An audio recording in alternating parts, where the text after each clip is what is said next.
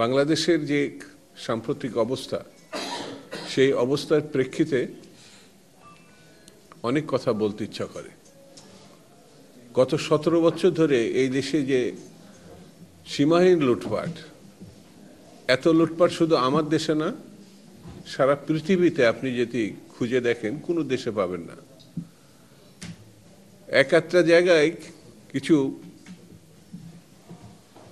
ঘুষ বা দুর্নীতি হয়, কিন্তু রাষ্ট্রের ব্যাংক একটি দুটি না, ঘোষণা দিয়ে 10-12টি ব্যাংক খালি করে ফেলা হয়েছে।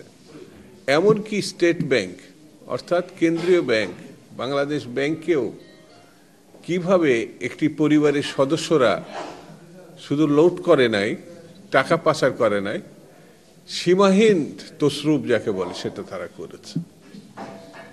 লজ্জা শরম থাকলে আমার মনে হয় ডাকাতরা মুখ ঢেকে মানুষের বাড়ি থেকে ডাকাতি করে, কিন্তু এই পরিবার শুধু মুখ উন্মুক্ত করে নাই, নির্দ্বিধায় মনে হয়েছে এটাই তাদের কর্ম, চুরি করাই তাদের কাজ, ডাকাতি করাই তাদের কাজ।